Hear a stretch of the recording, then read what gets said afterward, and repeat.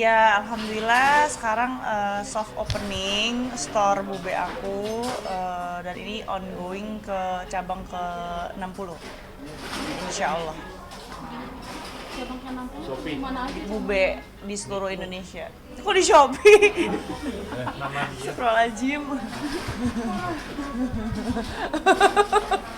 Tapi mungkin untuk perencanaan buka usaha kayak gini dari kapan sih Kak, mungkin? Dari kapan? Ya udah dari lama, kan memang aku gitu, diem. Tahu-tahu ini. Gitu.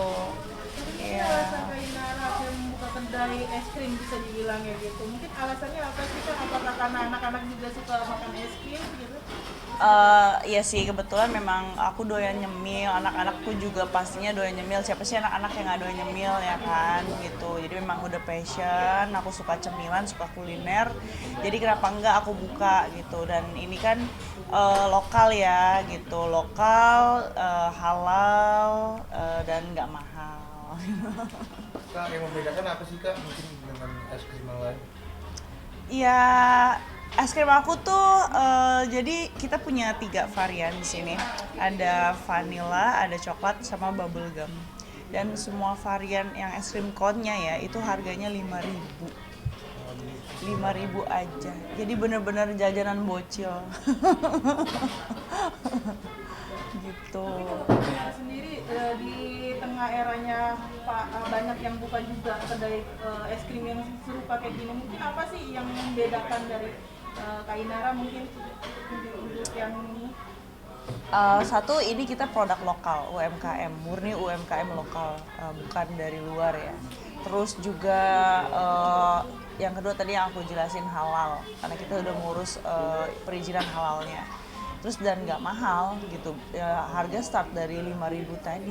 Jadi memang aku pasarnya itu untuk ke anak-anak sih, jajanan sekolah kayak gitu. Karena kan anak-anak sekolah mereka punya kapasitas jajannya kan ya gitu ya kan, paling 20.000, paling banter 50.000, kecuali anak sultan ya itu beda cerita ya. Maksudnya anak-anak sekolah SD pada umumnya gitu kan, ya mereka jajan ke sini, tempatnya nyaman, makanannya bersih, higienis, itu sih yang aku jaga, itu yang aku utamain sih, karena kan apa ya, aku concern lah sama jajanan SD zaman sekarang gitu.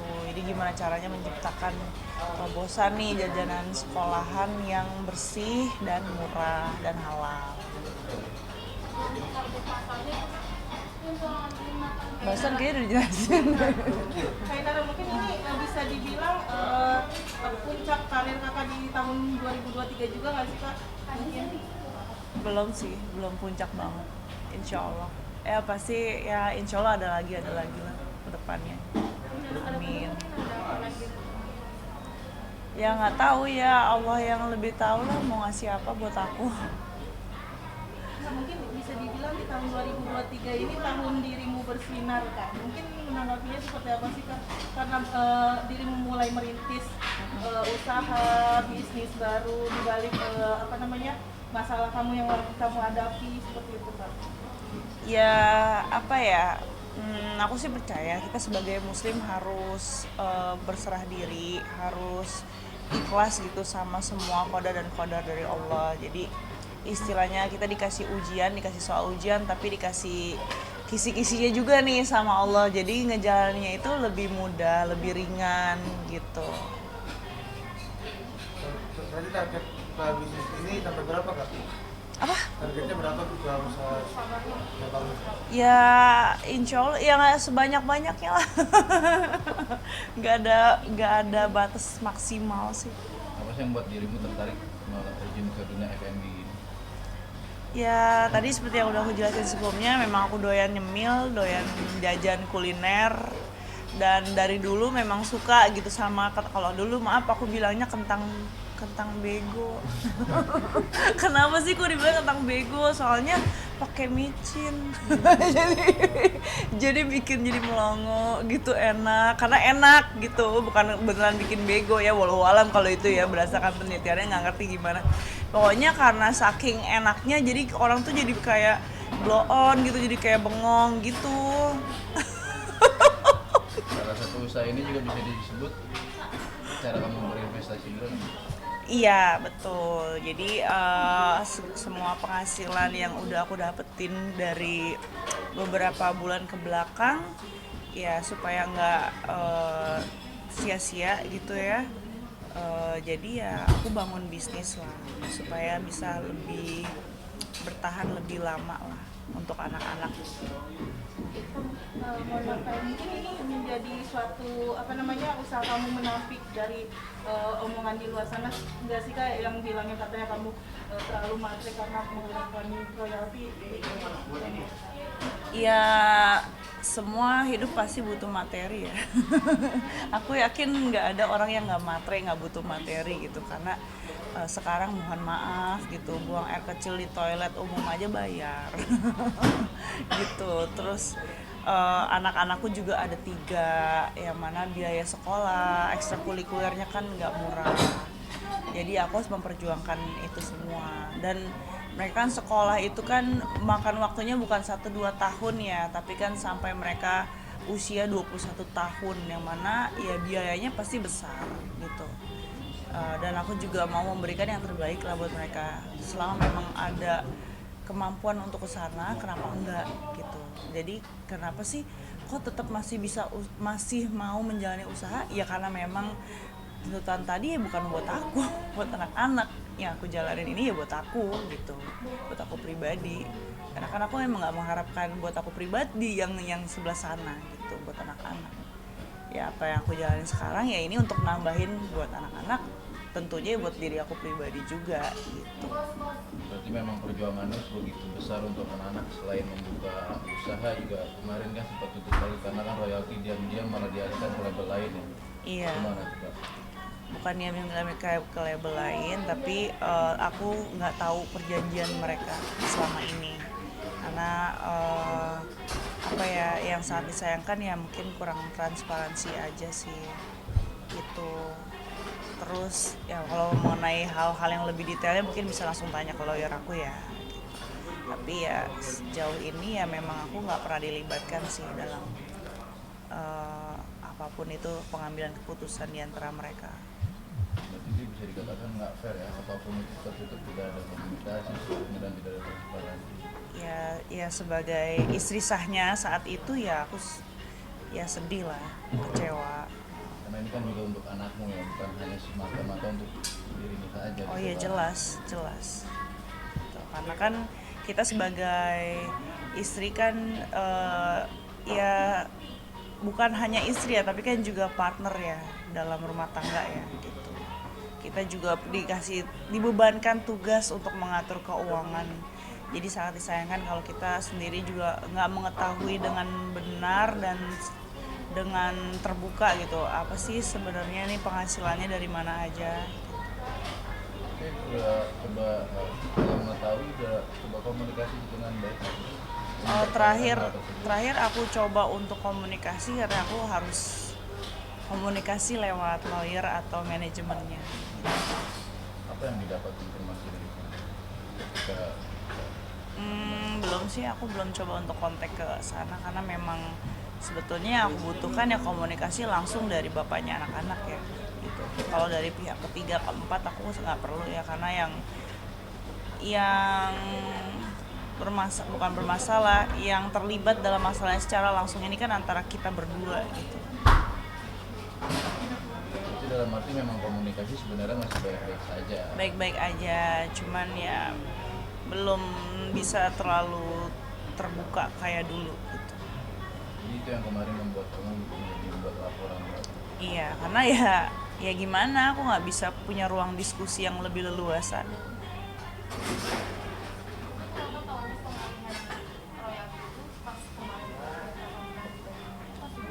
Iya, karena kan pihak kuasa hukum aku kan yang lebih paham ya untuk ngecek segala sesuatu yang berkaitan. Jadi ya menurut mereka seperti itu, ya gimana. Iya, aku ikutin aja lah proses hukumnya, karena kan apa ya, ini tuh sebagai penindak lanjutan dari pengajuan banding yang diajukan dari pihak perusahaan.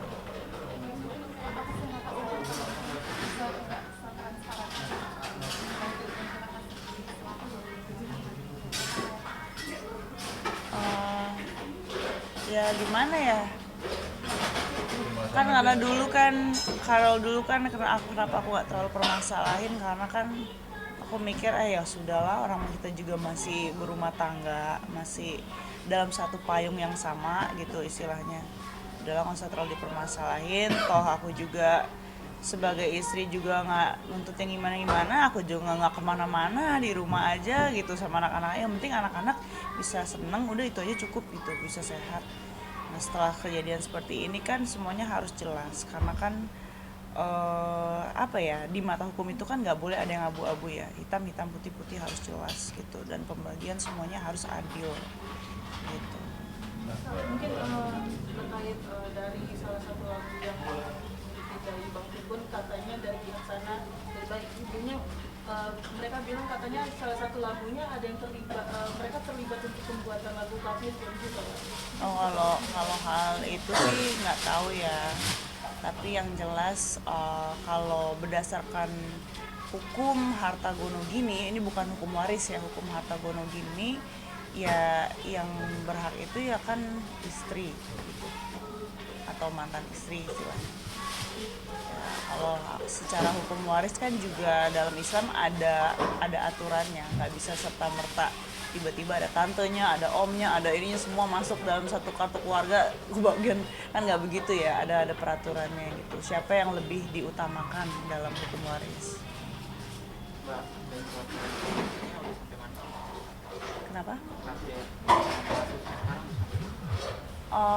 Insya Allah tanggal 3 ya mau sidang ini sih, tapi apa namanya sidang, kok jadi lupa. Bukan perdana. Jadi masih dipertemukan dulu gitu ya, sidang mediasinya gitu.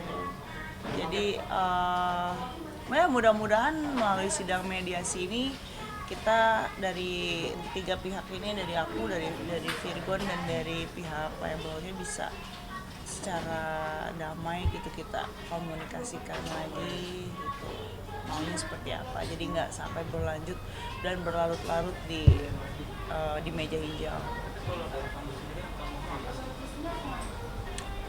Kalau dari aku sih ya seperti awal, aku pengen semuanya transparan seperti apa pembagiannya, supaya jelas juga hak untuk anak-anak aku tuh berapa yang sepantasnya mereka dapatkan. Mbak, sebenarnya kan pergantian tahun 2020 maknanya 2023 ini seperti apa? Up and down-nya. Harapan nanti di 2024 itu Luar biasa ya, kayak naik roller coaster. Turun naik gitu.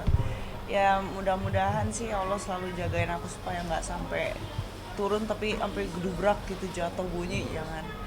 Jadi ya disyukurin aja lah atas semua pertolongan yang udah Allah berikan.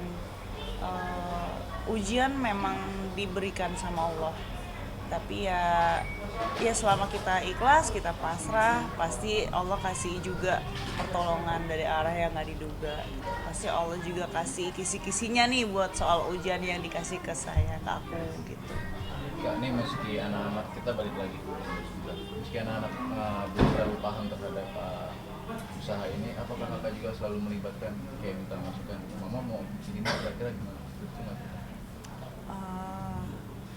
Enggak sih sebenarnya kalau ke anak-anak terutama Starlem, aku lebih memperhatikan dia kesukaannya apa nih, nyemilnya apa gitu.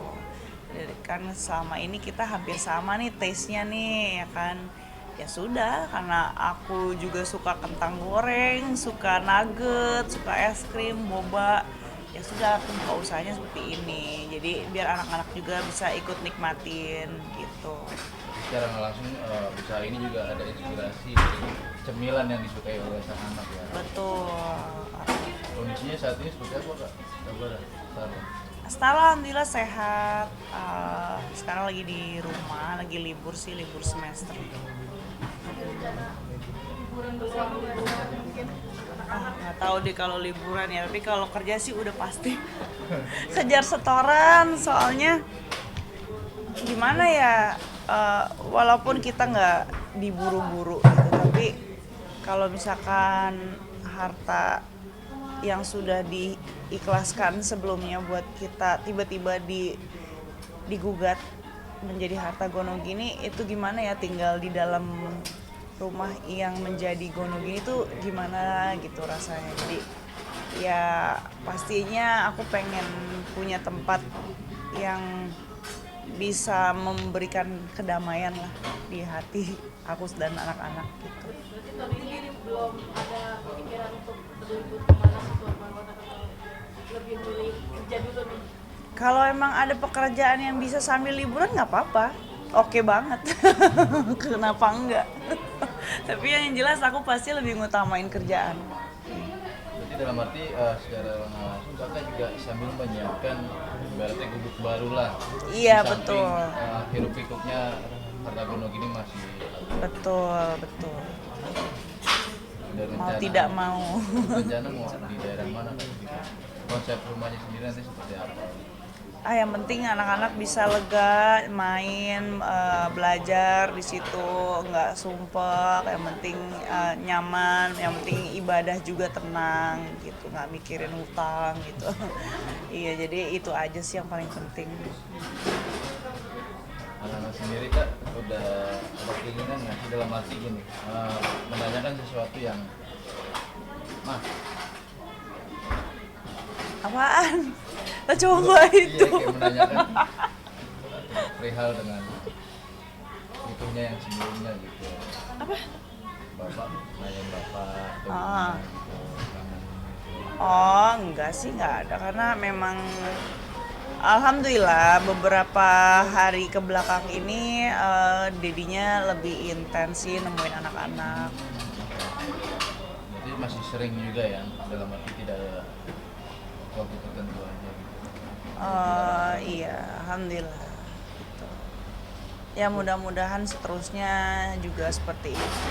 Jadi bukan hanya karena ada single baru gitu. Kan yang lucu juga selain kakak nih, si Ono juga punya pacar berondong, gimana nih kak tanggapan ini Bukan kak? cuman kakak, aku belum punya loh, jangan Bukan, jangan fitnah. Jangan. Oh. Bukan kakak. Oh, Gimana? nggak tahu ya kalau itu ya. Aku nggak mau mencampuri hubungan orang. Habis jalan-jalan juga ke Thailand. Nggak tahu sih kalau itu.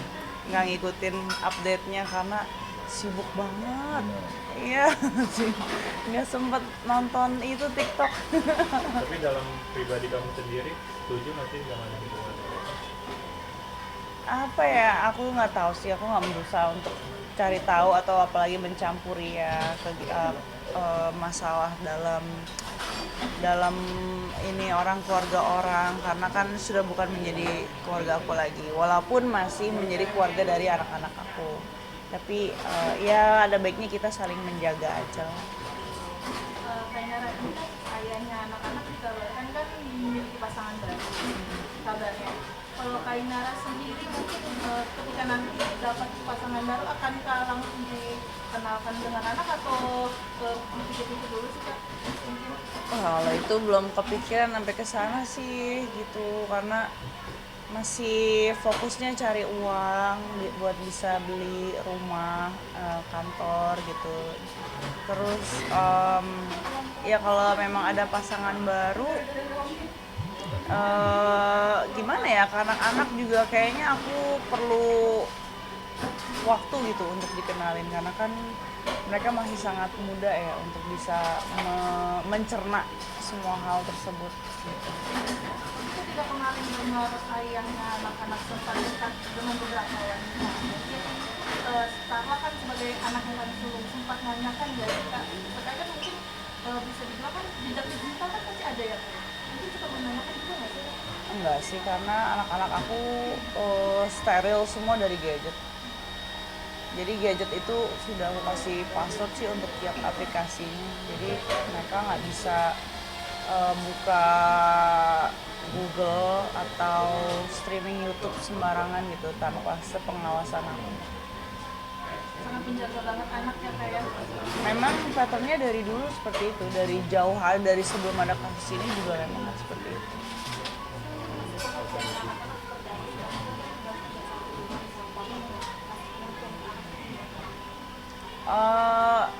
Apa ya anak-anak selalu taunya bahwa dedinya sibuk gitu kerja, karena memang dari dulu kan seperti itu. Jadi kayak ya bukan suatu hal yang mengherankan lagi sih. Tahu kalau misalnya bapaknya udah Ya belum tahu. Aku siap ngasih tahu ketika mereka nanti sudah siap secara mental. Enggak di tengah sibuknya aktivitas kakak usaha belum limitan dengan anak-anak. Kenapa? Bukan waktu untuk dengan Aktivitasnya anak-anak. kakak mungkin bonding dengan anak seperti apa sih kak? Memanfaatkan waktunya. Ya banyak main bareng, atau kalau misalnya emang lagi udah lama banget nih kita belum jalan-jalan atau staycation kemana, belum ada quality time yang gimana, ya udah tidur rame-rame gitu. Hal-hal sederhana kayak gitu yang sebenarnya itu yang mereka butuhin sih. Kalau kita kan orang dewasa pengennya jalan-jalan kemana, pengennya dibeliin apa, karena kan kita sebagai orang dewasa udah banyak nih BM-nya. Udah banyak istilahnya keinginannya tuh udah complicated tuh. Mereka anak-anak kan cuma butuh kasih sayang dan perhatian. Jadi ya itu aja sih yang aku berusaha untuk penuhin untuk mereka. Kenapa?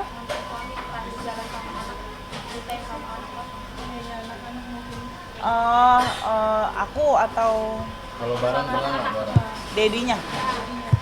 Kemarin sih udah ke rumah sih nginep. Sekitar hari Sabtu ya.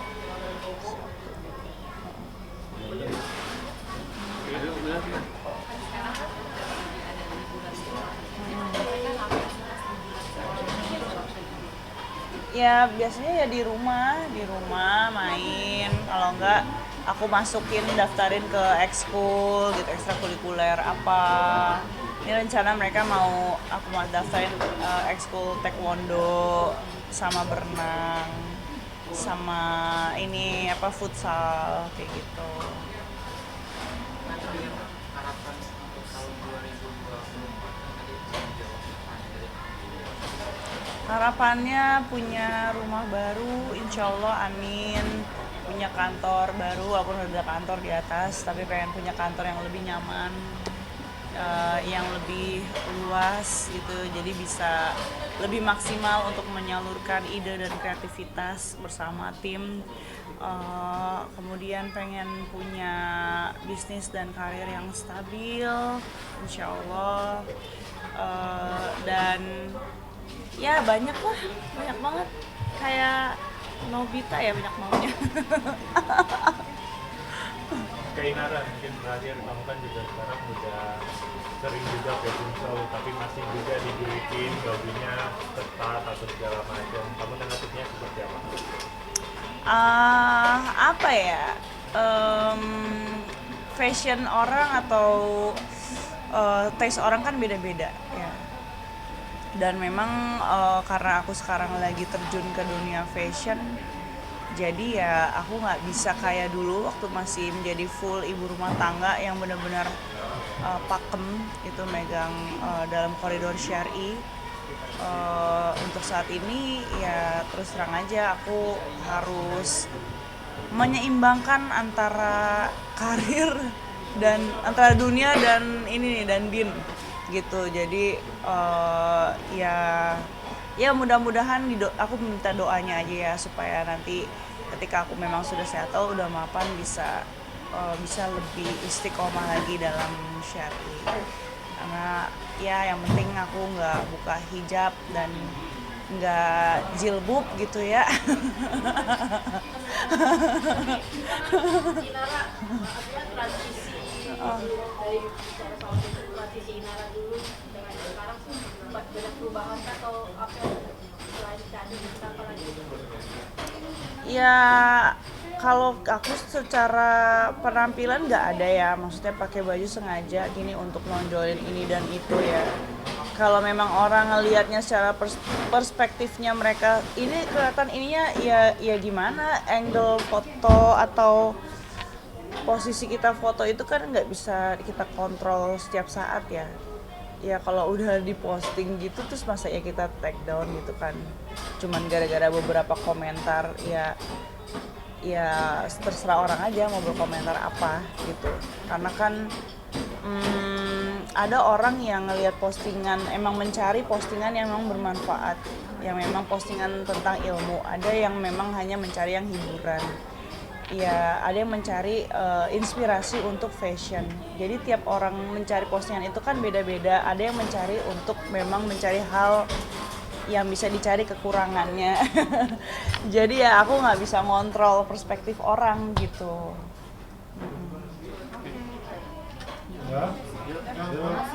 Terima kasih banyak semuanya. Selamat menikmati. Alhamdulillah. Pesta demokrasi pemilu ke siapa sebagai WNI seperti apa? Gak usah diajar. Doa kamu untuk mantan mertua apa dengan hubungannya sekarang? Yang sekarang berarti nggak sesuai. Walau alam kan belum kenalin dan gimana, karena aku juga fokusnya ke karir dulu sama bisnis anak-anak.